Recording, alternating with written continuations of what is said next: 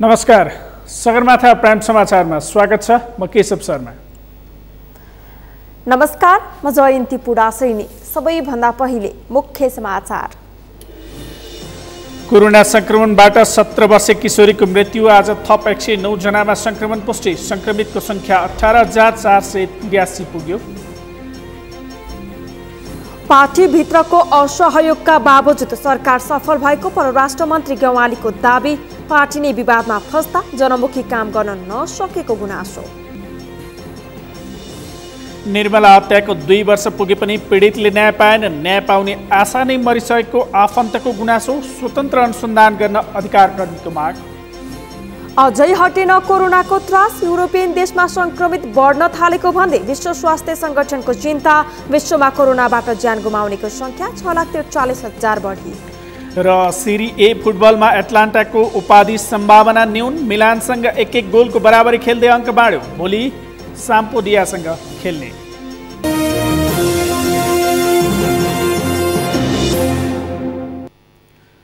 Prime समाचार अब विस्तारमा। नेपालमा कोरोना संक्रमणबाट थप 1 जनाको मृत्यु भएको छ। यो सँगै नेपालमा कोरोनाका कारण ज्यान गुमाउनेको संख्या 45 पुगेको छ। यस्तै शनिबार थप 109 जना कोरोना संक्रमित थपिएका छन्। यो सँगै नेपालमा कोरोना संक्रमितको संख्या 18,483 पुगेको छ। एक रिपोर्ट। नेपालमा शनिबार थप 1 जनाको कोरोना संक्रमणका कारण मृत्यु भएको स्वास्थ्य तथा जनसङ्ख्या मन्त्रालयले पुष्टि गरेको छ। यो सँगै नेपालमा कोरोनाका कारण ज्यान गुमाउनेको संख्या 45 पुगेको छ। स्वास्थ्य मन्त्रालयका प्रवक्ता डाक्टर जागेश्वर गौतमका अनुसार वीरगञ्जको नारायणी कोरोना विशेष अस्पतालमा उपचाररत 1 जना कोरोना संक्रमित किशोरीको शुक्रबार मृत्यु भएको हो। 12 की 17 वर्षीय किशोरीको शुक्रबार नै कोरोना परीक्षणको रिपोर्ट पोजिटिभ आएको उनले जानकारी दिए। बारा जिल्ला परवानीपुर गाउँपालिका वडा नम्बर 8 की 17 वर्षीय महिलाको हिजो 2077 श्रावण 9 गते बेलुका गण्डक कोभिड अस्पतालमा दुःखद वीरगञ्जमा निधन भएको छ। स्वास्थ्य तथा जनसङ्ख्या मन्त्रालयका अनुसार डोटीमा 13, सुर्खेत र सप्तरीमा 11 जना, पर्सामा 8, कपिलवस्तु र जाजरकोटमा 6 जना र दाङमा 5 जनामा कोरोना संक्रमण पुष्टि भएको छ। यस्तै रौतहट, नवलपुर, पाल्पा र डडेलधुरामा 4 जना, 12 गुल्मी, कालीकोट, दैलेख र बैतडीमा 3 जना, काठमाडौँ, बाँके, बर्दिया, अछाम र मुगुमा 2 जना तथा झापा, खोटाङ, सर्लाही, चितवन, मकवानपुर, ललितपुर, अछाम, तनहुँ र हुम्लामा 1-1 जना गरी शनिबार 109 जना कोरोना संक्रमित थपिएका छन्। 4 जना, डोटीका 13 जना र बैतडीका 3 जना हुनुहुन्छ। यसरी जम्मा संक्रमित हुनेहरूको संख्या आज 24 घण्टामा 109 पुगेको छ र आजसम्म संक्रमित हुनेहरूको टोटल संख्या 18,483 छ। यसमा 70.6% ठिक भएर डिस्चार्ज भइसक्नु भएको छ। मन्त्रालयका अनुसार विगत 24 घण्टामा 4,075 नमुनाको PCR परीक्षण गरिएको छ भने अहिले देशभरका क्वारेन्टाइनमा 18,183 जना बसिरहेका छन्। आइसोलेसनमा 5,385 जना रहेका छन्। शनिबार कोरोना निको भएर 106 जना घर फर्किएका छन्। अहिलेसम्म कोरोना निको हुनेको संख्या 13,053 पुगेको मन्त्रालयले जनाएको छ। सरकारले लकडाउन खुलाएपछि थप जोखिम बढेको भन्दै सुनसरी जिल्ला सदरमुकाम इनरुवा लकडाउन गरिएको छ। सदरमुकाम इनरुवामा PCR परीक्षणका क्रममा एक पुरुषमा कोरोना संक्रमण पुष्टि भएसँगै सुनसरी प्रशासनले लकडाउन गर्ने निर्णय गरेको हो।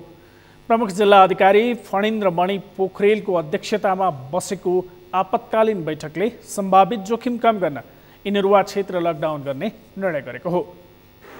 विराटनगरमा PCR टेस्ट गर्दाखेरि पोजिटिभ देखियो।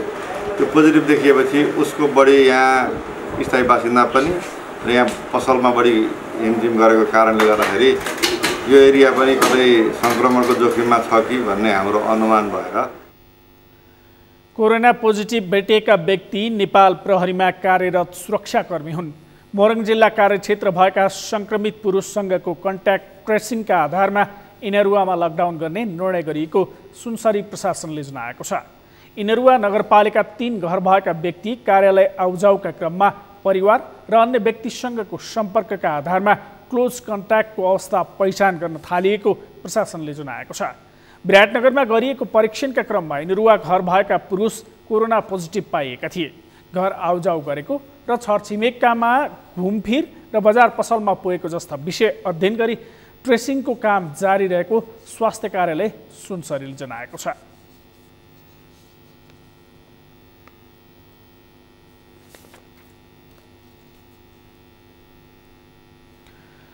नेकपाका नेता एवं परराष्ट्र मन्त्री प्रदीप गेवालीले पार्टीभित्रकै असहयोगका बीच पनि सरकार सफल भएको दावी गर्नुभएको छ।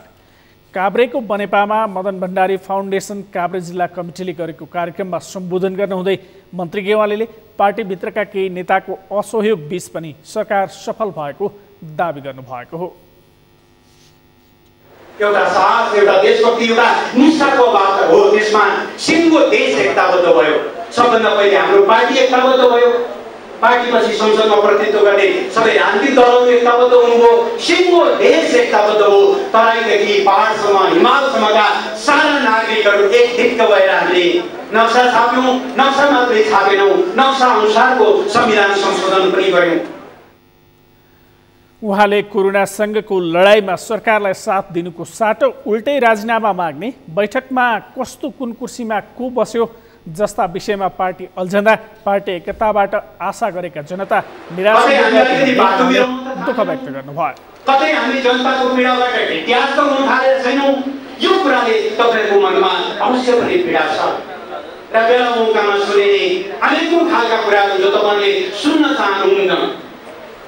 विभाजनको कुरा कोही सुन्न चाहँदैन, तर एकताका कुरा भन्दा त्यस्ता खालका कुराहरू सुन्दा यति बेला सिङ्गो देश एकदिनको भएर अगाडि बढ्नु पर्नेछ। यस अगाडिका सरकार निर्माण भए पनि सीमा नक्साको विषयमा खासै चासो नदिँदा को मुटु भएको र को नभएको स्पष्ट भएको बताउनु भयो। उहाँले महाधिवेशन बिना सरकार परिवर्तनको कुरा गर्न नमिल्ने जिकिर गर्नुभयो। विरोधीहरूको बारेमा हुनु पर्यो। देश चलाउने पार्टीको प्रत्येक बैठकले देशको जनताको अनुहारमा एउटा ऊर्जा ल्याउनु पर्यो। हामी त्यो दिशातिर गइरहेका छौँ कि छैनौँ? कतै हामी अलिकति विरेल त भएनौँ। कार्यक्रममा नेकपा नेता आनन्द पोखरेल, गोकुल बास्कोटा लगायतले मदन भण्डारीको विचार र आजको आवश्यकता बारेमा चर्चा गर्नुभएको थियो। सत्तारूढ दल नेपाल कम्युनिस्ट पार्टी नेकपाका वरिष्ठ नेता माधव कुमार नेपालले नारायणहिटीबाट गणतन्त्र स्मारक र गणतन्त्र सङ्ग्रहालय हटाउनु पर्ने बताउनु भएको छ। राजतन्त्र अन्त्य, जनआन्दोलनको सफलता र गणतन्त्र तथा त्यो उपलब्धि प्राप्तिका लागि शहादत गर्नेहरूको सम्झनामा निर्माण गरिएको गणतन्त्र स्मारक नारायणहिटीबाट हटाउनु पर्ने आवाज फेरि उठेको हो। नारायणहिटीभित्र गणतन्त्र स्मारक निर्माण गलत तरिकाले भएको उहाँको भनाइ छ। राजतन्त्र अन्त्य, जनआन्दोलनको सफलता र गणतन्त्र तथा त्यो उपलब्धि प्राप्तिका लागि शहादत गर्नेहरूको सम्झनामा निर्माण गरिएको गणतन्त्र स्मारक नारायणहिटीबाट हटाएर अन्य ठाउँमा निर्माण गर्नुपर्ने नेता नेपालको भनाइ छ। यसको निम्ति छुट्टै सङ्ग्रहालय बनाउनुपर्छ, गणतन्त्र सङ्ग्रहालय। यसमा जनताको आन्दोलन र सामाजिक आन्दोलनदेखि सबै कुराहरू राख्दै गणतन्त्रको एउटा बेग्लै किसिमको सङ्ग्रहालय यो गणतन्त्र आइसकेपछिको नेपालले बनाओस्। यता नारायणहिटी दरबार सङ्ग्रहालय भने स्मारकको निर्माण सम्पन्न गरी सर्वसाधारणका लागि खुल्ला गर्ने समय कुरिरहेको छ। लकडाउनका कारण तत्काल सम्भव नभए पनि सरकारले सङ्ग्रहालयहरू खुल्ला गर्ने निर्णय गरेपछि सर्वसाधारणका लागि खुल्ला गरिने नारायणहिटी दरबार सङ्ग्रहालयका कार्यकारी निर्देशक भेष नारायण दाहालले बताउनुभयो। यो एउटा काठमाडौँ उपत्यकामा बसोबास गर्ने नेपालीहरूको र विदेशी पर्यटकहरूको लागि एउटा प्रमुख गन्तव्य स्थलको रूपमा यसको चाहिँ विकास हामीले गरिरहेका छौँ। स्मारकमा हिमाल, पहाड र तराई झल्किने गरी बालुवा, गिट्टी, सिमेन्ट लगायत सामग्रीले नेपालको नक्सा बनाइएको छ। नेपालको अध्यावधिक नक्सा अनुसार त्यसलाई परिमार्जन गर्न भने बाँकी रहेको छ। दुई पार्टीको बीचमा एकीकरण भएको 6 महिनाभित्र चुनाव चिन्हमा सहमति गर्ने भनिएको राप्रपाको चुनाव चिन्ह अझै टुङ्गो लाग्न सकेको छैन। हिन्दू राष्ट्र र राजसंस्थाको एजेन्डा अघि सार्ने सहमति गरेका नेताहरूका बीचमा निरन्तर छलफल भए पनि निर्वाचन आयोगमा अहिलेसम्म दर्ता भएको छैन। निर्वाचन आयोगमा दर्ता भइ नसकेको राप्रपाको पार्टीको मुख्य नीति र सिद्धान्त हुने सहमति भने भइसकेको छ। अमृत राज काफ्लेको रिपोर्ट। टुटफुटका कारण चिरा परेको पूर्व पञ्चहरूको पार्टी राप्रपा 5 महिना अघि एकीकरण भएको थियो। एकीकरणको घोषणा भएको 5 महिनासम्म पनि राप्रपा निर्वाचन आयोगमा दर्ता भने भइसकेको छैन। केही प्राविधिक कारणले आयोगमा दर्ता हुन नसकेको बताउने नेताहरू अब छिटै पार्टी दर्ताका लागि आयोग जाने बताएका छन्। प्राय टुङ्गोमा पुगेको छ। अब अहिले आज बिहिबार भइसक्यो होइन। अब भनेपछि अर्को साताभित्र यो जम्मै काम हुन्छ।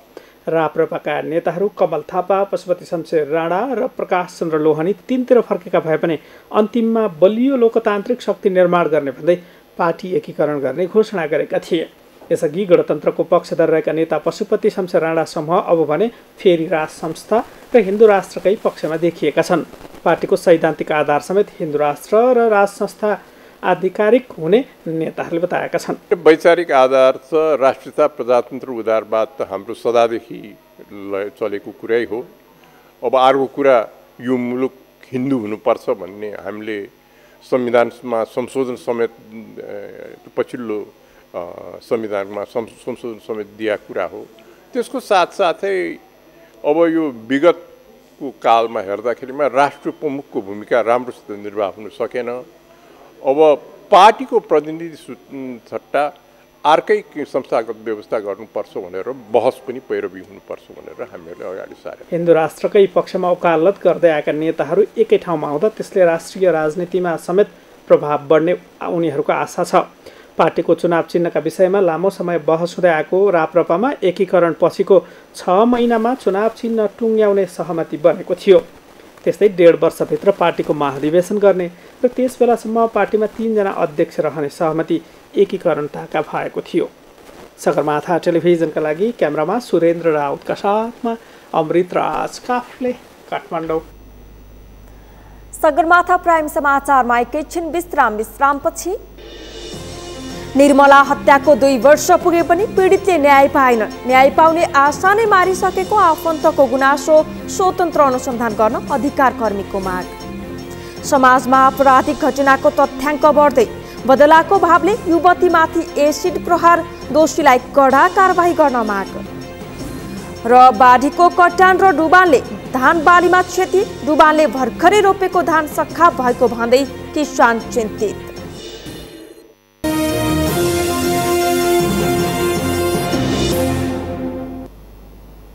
विश्रामपछि सगरमाथा प्राइम समाचारमा पुनः स्वागत छ। अब बाँकी समाचार। बदलाको भाव तथा आपराधिक मानसिकताका व्यक्तिहरूका कारण एसिड आक्रमणका घटना दोहोरिँदै गएका छन्। कानुन तथा सजायका हिसाबले यस्ता घटनाका दोषीहरूलाई कडा कारबाही नहुँदा घटना बढ्न थालेका हुन्। यसकै पछिल्लो उदाहरण सीतापाइलाको एसिड आक्रमण हो। सन्तोष बिके थापाको रिपोर्ट। बिहिबार बेलुका काठमाडौँको सीतापाइलामा 22 वर्षीय पवित्र कार्कीमाथि एसिड आक्रमण भयो। ओखलढुङ्गा घर भई काठमाडौँको सीतापाइला नजिकै कोठा लिएर बस्दै आएकी कार्कीमाथि उनकै चिन्जानका व्यक्तिको योजनामा उनकै डेरा नजिक आक्रमण भएको हो। दर्शकवृन्दहरू, आपराधिक मानसिकताका मोहम्मद आलम भन्ने एक व्यक्तिले उनीहरूले खटाएका फैयाज आलम गरेका एक व्यक्तिले 22 वर्षीय युवती पवित्र कार्कीलाई गत बिहिबार एसिड आक्रमण गरेका थिए। सोही ठाउँमा आज हामी यहाँ उपस्थित भएका छौँ। यो त्यही ठाउँ हो जहाँ चाहिँ मोहम्मद आलमले चाहिँ पवित्र कार्कीलाई योभन्दा अलि अगाडिको बाटोसम्म ल्याएर चाहिँ छोडेका थिए। त्यसपछि उनी यही नजिकै बस्ने घरमा चाहिँ जाँदै गर्दाखेरि यही बाटो भएर उनी जाँदै थिइन् र यहीँनिर उभिएर बसेको या त पिसाब फेर्दै गरेको जसरी चाहिँ बसेका फयाज आलमले चाहिँ यही स्थानमा कार्कीमाथि एसिड आक्रमण गरे। त्यो सँगसँगै उनी यहाँनिर एसिड आक्रमण भइसकेपछि चिच्याउँदै कराउँदै घरतर्फ जाँदै गर्दाखेरि यही नजिकैको एउटा सीसी क्यामेरामा चाहिँ उनीहरू कैद भइसकेपछि पछि अनुसन्धानमा पनि सहज भएको भनेर नेपाल प्रहरीले पनि हामीलाई जानकारी दिएको थियो। यही स्थान हो जहाँ चाहिँ 22 वर्षीय पवित्र कार्कीमाथि एसिड आक्रमण भएको थियो। फैयाज आलम नाम गरेका व्यक्तिले एसिड छापेपछि कार्की चिच्याउँदै घर पुगेर अनुहारमा पानी छर्किएकी थिइन्। लगत्तै स्थानीयले उनलाई अस्पताल पुर्याएका थिए। अराउन्ड 7:55 देखि 8को बिचमा चाहिँ त्यो अट्याक भएको होइन। अब रुँदै थियो, चिचाउँदै थियो होइन, अनि मुख धुँदै थियो। अलिअलि पानी दिएर अनि त्यसपछि चाहिँ एसिड अट्याक भएछ भन्ने बित्तिकै चाहिँ सुरुमा चाहिँ मैले पुलिसलाई फोन गर्नतिर लागिहालेँ, पुलिस र एम्बुलेन्सतिर चाहिँ लागिहालेँ कि हाम्रो एकजना दाइ हुनुहुन्छ उसकै फ्ल्याटभन्दा माथि बस्ने दाइ, अनि उहाँ दाइले चाहिँ उहाँको बाइकमा हालेर लानुभएछ। अनि त्यसपछि मैले चाहिँ उसको दिदीलाई लिएर अनि उता हाम्रो मनमोहन हस्पिटल यहाँ स्वयम्भूमा गयौँ। कार्कीमाथि एसिड आक्रमणको योजना बनाउने मोहम्मद आलम काठमाडौँको डल्लोमा गार्मेन्ट सञ्चालन गर्दै आएका व्यक्ति हुन्। फैयाज आलम भने मोहम्मदकै गार्मेन्टमा काम गर्ने भारतीय नागरिक हुन्। आक्रमणमा परेकी पवित्राकी दिदी पनि 3 वर्षदेखि आलमकै गार्मेन्ट उद्योगमा काम गर्दै आएकी थिइन् भने पवित्राले पनि केही समय त्यही गार्मेन्टमा काम गर्दा आलमसँग चिनजान भएको थियो। आलमले लामो समयदेखि सामाजिक सञ्जाल तथा फोन मार्फत कार्कीको पिक्षा गर्ने तथा प्रेम प्रस्ताव राख्ने जस्ता कार्य गर्दै आएका थिए। तर कार्कीले अर्कै केटा मन पराउने थाहा पाएपछि भने उनको नियत एसिड प्रहार जस्तो घृणित अपराधको चरणमा पुगेको हो। उसलाई अब केही किसिमले चाहिँ आफ्नो प्रभावमा पारेर अनुचित व्यवहार गर्न खोजेको सन्दर्भ यहाँ देखिन्छ प्रारम्भिक अनुसन्धानबाट। अब त्यो सन्दर्भमा उसको अनुकूल नभएको, तर अब स्वाभाविक रूपले एउटा वयस्क महिला अन्यत्र कतै आफ्नो चाहिँ ऊ साथीभाइहरूसँग जुन बसाउटी गरेको कुरा निजले अलिकति यो कुराले उसमा चाहिँ एक खालको चाहिँ जेलसी उत्पन्न भएको कारणले नै यो घटना भएको अहिलेसम्मको अनुसन्धानबाट देखिन्छ। सीतापाइला चोकमा बोलाएर खाजा खाई छाड्न समेत गएका आलमले पहिले नै अर्को व्यक्ति खटाएर एसिड प्रहारको योजना बनाएका थिए। सोही योजना बमोजिम पवित्रामाथि उनकै डेरा नजिक आक्रमण भएको हो। घटनापछि आलम भने एसिड प्रहार गर्ने व्यक्ति फैयाजलाई लिएर गार्मेन्टतिर गएको प्रहरीको बयानमा खुलेको छ। यसरी बदलाभावमा एसिड प्रहार जस्तो आपराधिक घटना भएको यो नै पहिलो भने होइन। गत वर्ष पनि मुस्कान खातुन र जेनी खड्गामाथि एसिड आक्रमण भएको थियो। यस्ता घटनाका दोषीलाई मुलुकी अपराध संहितामा भएको तेजाब प्रहार सम्बन्धी कसुर अन्तर्गत कारबाही हुने भए पनि त्यो पर्याप्त नै छैन। फलस्वरूप यस्ता घटना अपराधीले सामान्य रूपमा लिँदै आएका छन्। सगरमाथा टेलिभिजनका लागि क्यामेरामा सुरेन्द्र रावतका साथमा सन्तोष विके थापा, काठमाडौँ। पश्चिमको प्रमुख व्यापारिक केन्द्र बाँकेमा लकडाउन खुलेसँगै जनजीवन सामान्य हुँदै गएको छ। 120 दिनको बन्दाबन्दीले आफ्नो दैनिकी नै प्रभावित भएकाहरूको अवस्था लकडाउन खुलेसँगै सामान्य बन्दै गएको हो। बाँकेबाट मधु पौडेलको रिपोर्ट। कोरोनाको उच्च जोखिममा रहेको बाँके जिल्लाको नेपालगञ्ज लकडाउन खुलेसँगै सामान्य शैलीमा फर्किन थालेको छ। दैनिक रूपमा कोरोना पोजिटिभको संख्यामा कमी आउनुका साथै सरकारले 120 दिनको बन्दाबन्दी हटाएपछि जिल्लाको अवस्था सामान्यतर्फ उन्मुख देखिएको हो। नेपाल सरकारले बन्दाबन्दीको अवस्था हटाइसकेको अवस्था भए पनि अब अझ गम्भीर हुनुपर्ने भएकाले हरेक तह र तबका सतर्क हुनुपर्ने जिल्ला प्रशासन कार्यालयको भनाइ छ। तर तबका सबैले चाहिँ अलिकति यसलाई संवेदनशील ढङ्गले चाहिँ यो स्वास्थ्य सम्बन्धी प्रोटोकलहरूलाई पालना गर्नुपर्ने देखिन्छ। जस्तै अब यो सार्वजनिक यातायात पनि खुलेको अवस्था छ। रेस्टुरेन्टहरू अब उद्योग व्यापारहरू सबै अब धेरै निषेधित क्षेत्रहरू छैन। त्यस कारण चाहिँ अब स्वास्थ्य सम्बन्धी प्रोटोकलहरू जस्तो मास्क लगाउने, सेनिटाइजर लगाउने, सोसियल डिस्टेन्सहरू कायम गर्ने भन्ने कुराहरू छ। यिनीहरूलाई चाहिँ अब हामीले अलिक त्यसलाई चाहिँ अलिक संवेदनशील ढङ्गले चाहिँ हामीले पालना गर्नुपर्ने देखिन्छ। बाँके जिल्ला मात्र नभएर पश्चिम नेपालकै प्रमुख व्यापारिक केन्द्र नेपालगञ्ज सहित बाँकेको अन्य सहर कोहलपुर, खजुरा पनि बिस्तारै सामान्य हुँदै गएका छन्। बन्दाबन्दी हटाए पनि नेपाल भारत सीमा क्षेत्रहरूलाई विगत भन्दा अझै व्यवस्थित बनाएर लैजान सके राम्रो हुने नेपालगञ्ज उद्योग वाणिज्य सङ्घको भनाइ छ। व्यापारीको अवस्था राम्रो बन्दै गइरहेको छ र अब सार्वजनिक यातायात पनि खुलेको छैन। सार्वजनिक यातायात आजदेखि खुल्दैछ, मार्केटमा भिडभाड पनि बढ्दैछ र यो राष्ट्र ब्याङ्कको जुन नीति अस्ति मौद्रिक नीति आयो त्यो जबसम्म यो ब्याङ्कहरूमाथि लागू हुँदैन, जबसम्म त्यो उसको नीति फलो हुँदैन, जबसम्म त्यो मार्केटमा केसको फलो हुँदैन, त्यससम्म चाहिँ व्यापार त्यति राम्रो हुँदैन। स्थानीय व्यवसायीहरू भने नेपाल सरकारले कुनै तयारी नै नगरी लकडाउन खोल्दा जोखिम अझ धेरै भएको बताउँछन्। उनीहरू बिना योजना लकडाउन गरेको सरकारले बिना योजना खुल्ला गर्दा संक्रमण समुदायमा फैलने र समस्या नियन्त्रण बाहिर जाने चिन्ता व्यक्त गर्दछन्।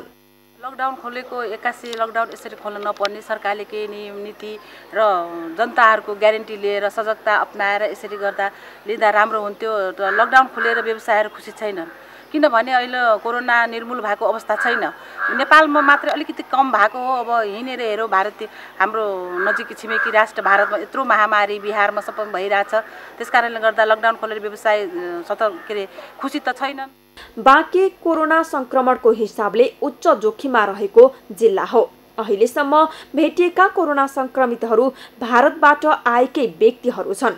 बाँके जिल्लामा 8 स्थानीय तहमध्ये नेपालगञ्ज उपमहानगरपालिका, नरैनापुर गाउँपालिका, डुडुवा गाउँपालिका, खजुरा गाउँपालिका, जानकी गाउँपालिकाले भारतीय सिमाना छोएका छन्।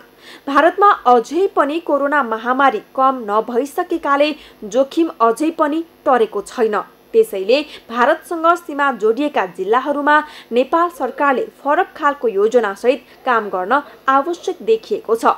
सगरमाथा टेलिभिजनका लागि बाँकेबाट मधु पौडेलको रिपोर्ट। मनसुन सुरु हुनासाथ पर्याप्त वर्षा भएका कारण यस वर्ष नवलपरासीमा पहिला भन्दा चाँडै रोपाई सकिएको थियो। कोरोना भाइरसका प्रकोपका कारण गरिएको लकडाउनकै समयमा रोपिएको धान हरियो हुनासाथ बाढीको प्रकोपको शिकार भएको छ। बाढीले जलमग्न भएर बाली नष्ट हुने भएपछि पश्चिम नवलपरासीका किसान चिन्तामा डुबेका छन्। नवलपरासीबाट राज चौधरीको रिपोर्ट। पश्चिम नवलपरासीका सरावल, पालिनन्दन गाउँपालिकाका अधिकांश गाउँ अहिले जलमग्न भएका छन्। लगातार परेको वर्षातका कारण अधिकांश क्षेत्रमा डुबान भएपछि 1000 बिघा भन्दा बढी क्षेत्रमा लगाइएको धानबाली डुबानमा परेको हो। धानेवा खोला र झाराई खोलामा आएको बाढीका कारण सरावल गाउँपालिकाको वडा नम्बर 6 को नौडीहवा, खडौना र मादओलीय, पलिनन्दन गाउँपालिका 1 को शङ्करपुर गाउँ डुबानमा परेपछि 1000 बिघा बढी धान खेती नासिने अवस्थामा पुगेको हो। वर्षभरि खानका लागि लगाइएको बाली खत्तम हुने चिन्ताले किसान घर डुबान भएर स्कुलमा आश्रय लिइरहेका उनीहरू निधाउन सकेका छैनन्। सब खत्म हो जाए। हमन पास के अगर जो व्यवस्था हो जात कोनो मनो पानी के तटबंध बांधे के बाद ओकर बाद हई दूठो हम इसी बा ड्रेन बा ओमे चेकवाल लग जात और कौन है व्यवस्था है कुछ हो तो हमन के लिए कुछ मनो राहत मिलत। लेकिन हमन के तरह जब तक हुकुम नहीं हुई तब तक हमन के लिए समस्या कबो हटी नहीं। सब दिन हमन के वैसे वर्षेनी डुबानको समस्या झेल्दै आएका किसानहरू अहिले पानीका कारण विषालु सर्प तथा किराको जोखिममा छन्। कैयौं पुस्ता बितिसक्दा समेत डुबानको समस्या हल हुन नसकेको कारण उनीहरू हैरान भएका छन्। हरेक वर्ष जब वर्षात सुरु हुन्छ तब डुबान हुन्छ। घर डुब्ने, पशु चौपाया बाढीले बगाउने डरले उनीहरूलाई रातभर जाग्राम बस्नुपर्ने बाध्यता छ। दीर्घकालीन समाधानको उपाय अपनाउन नसक्दा सधैँभरि बाढीको त्रासमा बस्नु परेको स्थानीयको गुनासो छ। बाढी पसेपछि सुक्न 15 दिनसम्म बढी समय लाग्ने गरेको छ। झराई खोला पुल बा वहाँ किनारे फाटक लगाए परी बढ़न डैम बना के धनेवा नदी में यहाँ जो फुटल बा हमन के धनेवा नदी वाला जहाँ फुटल बा वहाँ तटबंध कई के चेकवाल लग जाई तो कुछ समस्या हमन के समाधान हो सके। वर्षाको पानीको निकासका लागि काम गर्ने भने पनि काम हुन नसक्दा गाउँहरू डुब्नु र स्थानीयले शास्ति खेप्नु नियति जस्तै बनेको छ। झराई खोलामा पानीको सतह बढेपछि धनेवा खोलाको पानी विपरीत दिशामा फर्कने गरेको छ। यसको समाधानका लागि ठूलो बजेटसहित काम गर्नु आवश्यक भएको जिल्ला समन्वय समिति पश्चिम नवलपरासीका प्रमुख शिवशंकर रायको भनाइ छ। एकरे खर्च जोन बाटे के कहाँ का करे पड़ी, जैसे नदी के कहीं जोन बाटे के ब्लॉक करे के अथवा नदी के कहीं जोन बाटे पूरा सफाई लगायत के करे के संदर्भ में नदी के प्रसंग में हमन के जिला समन्वय समिति के इक्विपमेंट वगैरह लगाए के जेसीबी इसका बेटा लगाए के जितना भी इक्विपमेंट लगाए के अधिकार हमन के जिला समन्वय समिति के। वर्षा रोकिने र पानीको बहाव कम हुने कुनै लक्षण नदेखिँदा आसपासका बासिन्दा समेत त्रासमा बसिरहेका छन्। जिल्लाको प्रतापपुर, सरावल, पालिनन्दन र सुस्ता गाउँपालिकाका बासिन्दाहरू सधैँ बाढी र प्राकृतिक विपदको जोखिममा बस्नु परेको छ। स्थानीयलाई सुरक्षित गर्न र समस्याको स्थायी समाधानसहित हरेक वर्ष हजारौं क्विन्टल खाद्यान्न जोगाउन सरकारी डुबानको स्थायी समाधान खोज्न आवश्यक छ। सगरमाथा टेलिभिजनका लागि पश्चिम नवलपरासीबाट राज चौधरीको रिपोर्ट। पृथ्वी राजमार्ग अन्तर्गत तनहुँको दमौली डुम्रे सडक खण्डको बन्दीपुर 1 नालामा सडक भाँसिएपछि 1 हप्तादेखि राजमार्ग अवरुद्ध भएको छ। करिब 10 मिटर बढी सडक भाँसिएपछि डाइभर्सन गरी एकतर्फी सडक सुचारू गर्ने प्रयास समेत प्रभावित भएको छ। आइतबारसम्म सवारी सञ्चालनका लागि धमाधम काम भइरहेको छ। तनहुँबाट नारायणी खड्काको रिपोर्ट। असार अन्तिम सातादेखि परेको अविरल वर्षाका कारण सडक भाँसिएपछि गत मङ्गलबार रातिदेखि पृथ्वी राजमार्ग अवरुद्ध छ। राजमार्ग अन्तर्गत बन्दीपुरको नालामा 10 मिटर सडक भाँसिएपछि बनाइएको डाइभर्सनमा समेत समस्या आए पनि शुक्रबारदेखि राजमार्ग पूर्ण रूपमा बन्द भएको छ। डाइभर्सनमा ठूला सवारी साधन फस्न थालेपछि शुक्रबारदेखि राजमार्ग नै पूर्ण रूपमा बन्द गरी सडक निर्माण कार्य अगाडि बढाइएको डिभिजन सडक कार्यालय दमौलीले जनाएको छ। भाँसिएको सडक खण्डमा ग्याबिङ जाली भरेर अस्थायी रूपमा सडक निर्माण गर्ने कार्य तीव्र पारिएको छ।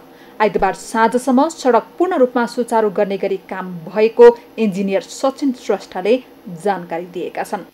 दीर्घकालीन रूपमा चाहिँ बाटोलाई पुल पनि फुटाएर रहेछ, त्यही भएर पनि बाटो वासअप भएको रहेछ। हामीले पाइप साइप हालेर जियो टेक्सटाइल सेमी कर्पोरेटेड पाइप हालेर त्यो पानी कटाएर त्यसमा चाहिँ ग्राभेल फिल गरेर पर्मानेन्ट हिसाबले चाहिँ बाटो बनाउनु खोजेको हो। बरु बाटो 2 दिन रोकेरै भए पनि कम्प्लिटली रोकेर भए पनि गर्न खोजेको।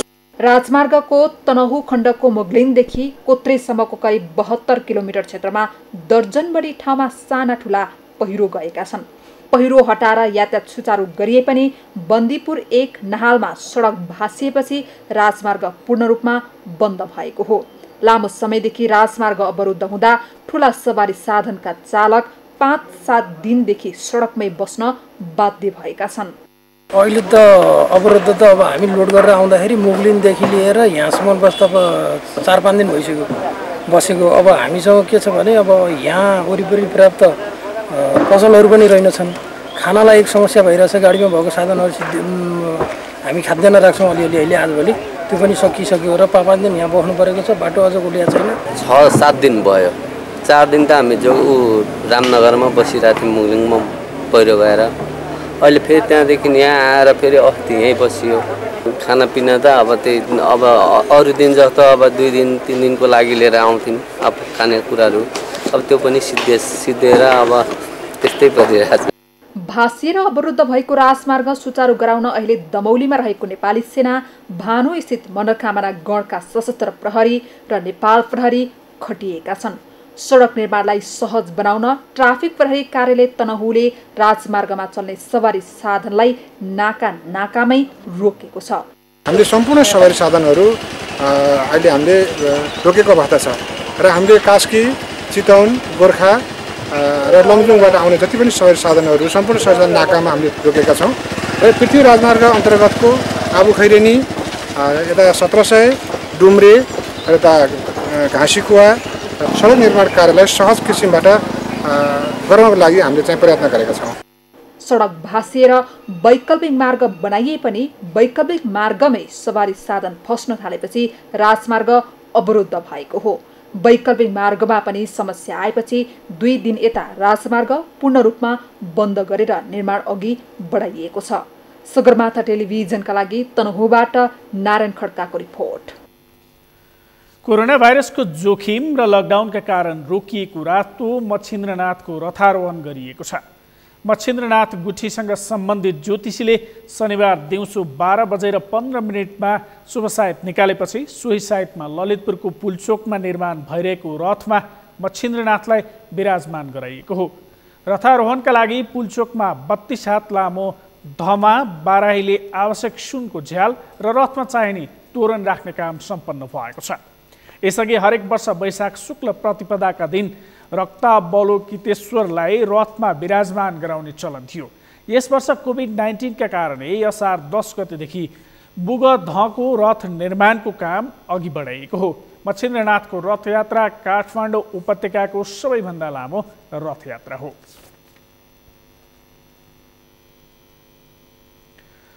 अपाङ्गता रोकथाम तथा पुनर्स्थापनाका लागि सङ्खुवा सभामा कार्यक्रम सञ्चालनको लागि त्रिपक्षीय सम्झौता भएको छ। सदरमुकाम खाँदबारीमा प्रदेश सरकार, स्थानीय तह र करुणा फाउन्डेसन बीच शुक्रबार त्रिपक्षीय सम्झौतामा हस्ताक्षर भएको हो। शुक्रबार 4वटा स्थानीय तहसँग सम्झौता गरिएको करुणा फाउन्डेसनले जनाएको छ। फाउन्डेसनका सङ्खुवा सभा टिम लिडर सूरज कुमार सरदारका अनुसार जिल्लाको चिचिला गाउँपालिका, खाँदबारी नगरपालिका, सभापोखरी गाउँपालिका र 5 पखन नगरपालिकासँग सम्झौता भएको छ भने बाँकी 6वटा स्थानीय तहसँग चाँडै सम्झौता हुनेछ। यसै आर्थिक वर्षदेखि सुरु भएको कार्यक्रम 3 वर्षसम्म सङ्खुवा सभाका 10वटा स्थानीय तहहरूमा सञ्चालन हुनेछ।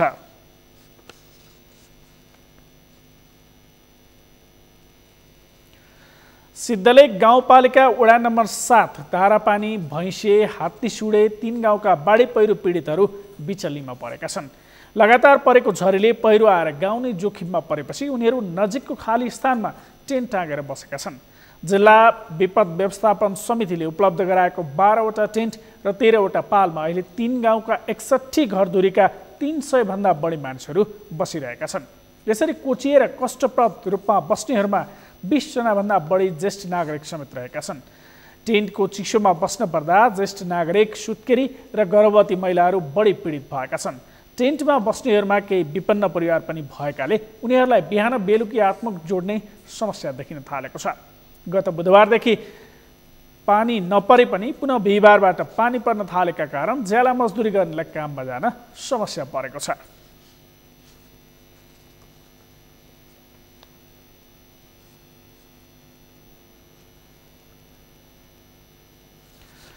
आज साउन महिनाको शुक्ल पक्षको पञ्चमी तिथि नागको विशेष पूजाआजा गरेर बनाइएको छ।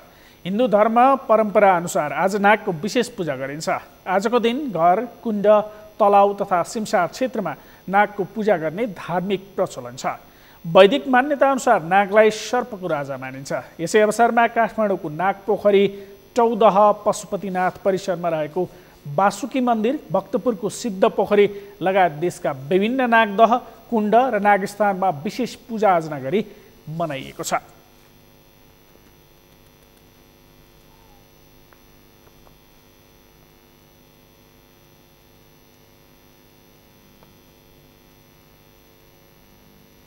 सगरमाथा प्राइम समाचारमा एकैछिन विश्रामपछि अझै हटेन कोरोनाको त्रास। युरोपियन देशमा संक्रमित बढ्न थालेको भन्दै विश्व स्वास्थ्य संगठनको चिन्ता। विश्वमा कोरोनाबाट ज्यान गुमाउनेको संख्या 6,43,000 बढी। र सिरी ए फुटबलमा एटलान्टाको उपाधि सम्भावना न्यून। मिलानसँग 1-1 गोलको बराबरी खेल्दै अङ्क बाँड्यो।